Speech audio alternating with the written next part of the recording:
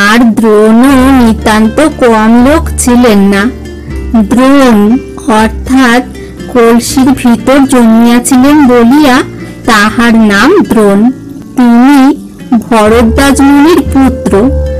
দ্রোণ অনেক তপস্যা করিয়াছিলেন, সকল রকম বিদ্যা, বিশেষত ধনুর্বিদ্যা খুব ভালো রূপে শিখিয়াছিলেন।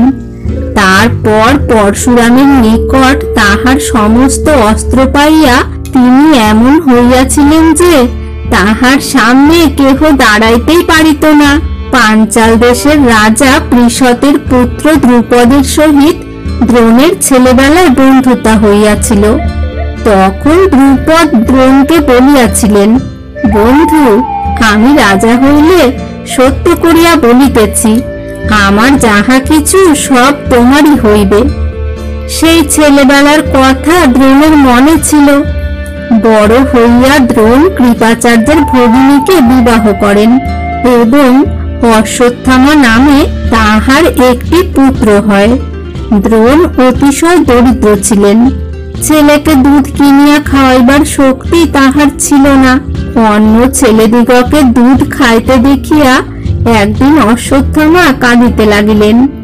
সেই ছেলেরা পিঠালি গোলা জল আনিয়া তাহাকে বলিল, এই দুধ খাও। অশ্বত্থামা সেই পিঠালির জল খাইয়াই দুধ খাইয়াছি বলিয়া নাচিয়া অস্থির। তখন ছেলেরা হাততালি দিয়া বলিল, ছি ছি, তোর বাপের পয়সা নাই, তোকে দুধ কিনিয়া দিতে পারে না। ইহাতে দ্রোণের মনে খুব কষ্ট হওয়ায় তিনি দ্রুপদের সেই ছেলেবেলার কথাগুলি মনে করিয়া ভাবিলেন, একবার বন্ধুর কাছে যাই, এই দুঃখ দূর হইবে। দ্রোণ অনেক আশা করিয়া দ্রুপদের কাছে গেলেন, কিন্তু দ্রুপদ আর সে দ্রুপদ নাই। বড় হইয়া আর রাজ্য পাইয়া তিনি আর এক রকম হইয়া গিয়াছেন। দ্রোণ বলিলেন, বন্ধু, সেই যে তুমি বলিয়াছিলে রাজা হইলে আমাকে কত সুখে রাখিবে, তাই আমি আসিয়াছি।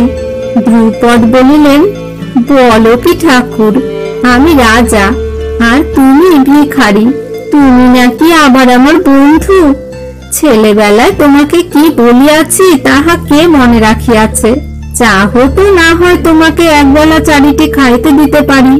এরূপ অপমান পাইয়া দ্রোণ সেখান হইতে হস্তিনায় চলিয়া আসিয়াছেন, আর মনে মনে প্রতিজ্ঞা করিয়াছেন যে ইহার শোধ লইতে হইবে।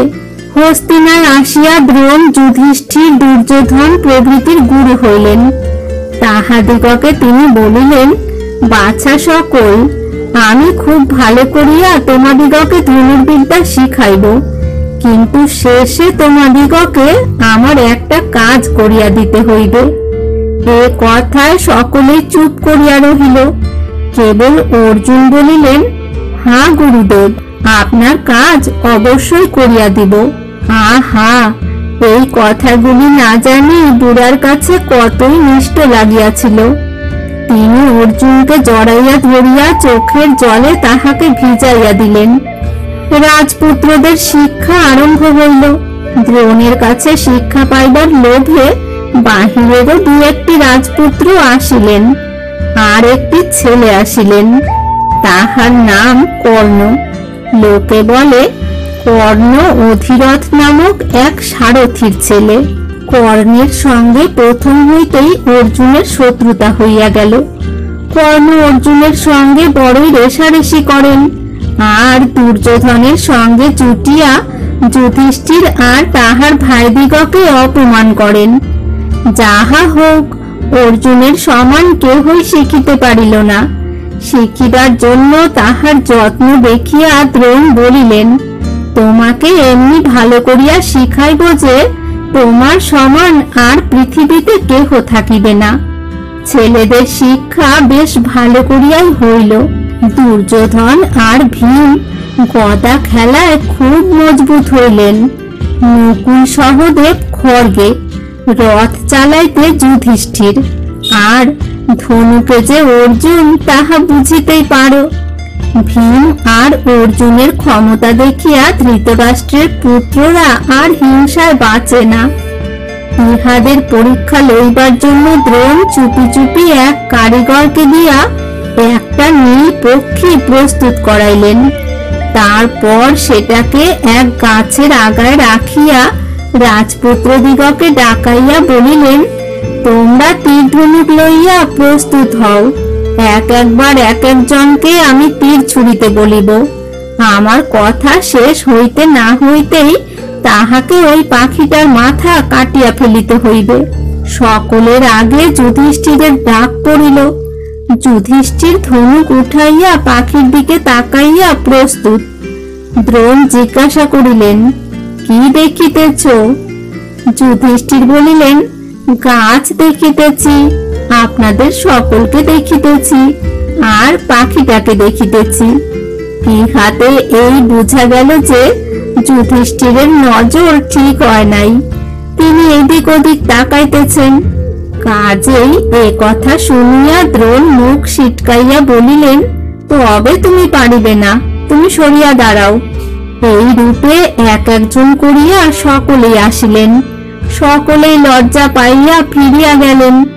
শেষে আসিলেন অর্জুন। তাহাকেও দ্রোণ ধনুক উঠাইয়া পাখির দিকে তাকাইতে বলিয়া তারপর জিজ্ঞাসা করিলেন, কি দেখিতেছ? অর্জুন বলিলেন, আমি কেবল পাখি দেখিতে পাইতেছি, আর তো কিছু দেখিতেছি না। দ্রোণ বলিলেন, সমস্তটা পাখি দেখিতে পাইতেছ? অর্জুন বলিলেন, না, পাখির কেবল মাথাটুকু দেখিতেছি, আর কিছু না। এইবার দ্রোণ সন্তুষ্ট হইয়া বলিলেন, তবে তীর ছাড়ো। কথাটা ভালো করিয়া শেষ হইতে না হইতেই অর্জুন তীর ছাড়িয়া দিলেন, আর কাটা মাথা শুদ্ধ পাখিও মাটিতে পড়িয়া গেল। এমন আশ্চর্য শিক্ষা কি সকলের হয়? দ্রোণের আনন্দ আর ধরে না। তিনি অর্জুনকে বুকে চাপিয়া মনে ভাবিতে লাগিলেন যে আমার পরিশ্রম সার্থক হইল, এই আমার কাজ করিয়া দিতে পারিবে। আর একদিন স্নানের সময় দ্রোণকে কুমিরে ধরিল। সে ভয়ঙ্কর কুমির দেখিয়া রাজপুত্রদের বুদ্ধি শুদ্ধি কোথায় যে চলিয়া গেল, তাহারা খালি ফেল ফেল করিয়া তাকাইয়া আছেন, নড়িবার চড়িবার ক্ষমতা নাই। অর্জুন ইহার মধ্যে ঝকঝকে 5টি বাণ মারিয়া কুমিরকে খণ্ড খণ্ড করিয়াছেন।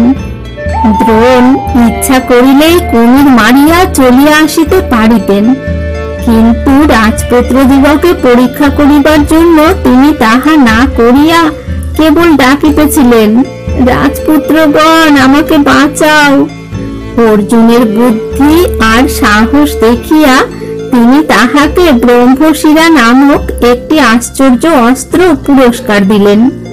এটি বড় ভয়ঙ্কর অস্ত্র, তাই দ্রোণ অর্জুনকে সেই অস্ত্র ছাড়িবার আর থামাইবার সংকেত শিখাইয়া তারপর সাবধান করিয়া দিলেন, দেখিও যেন মানুষের উপরে এ অস্ত্র কদাচ ছাড়িও না, তাহা হইলে সব ভস্ম হইয়া যাইবে। কোন দেবতার সঙ্গে যুদ্ধ হইলেই এ অস্ত্র ছাড়িতে পারো। অর্জুন গুরুকে প্রণাম করিয়া জোর হাতে অস্ত্রখানি লইলেন।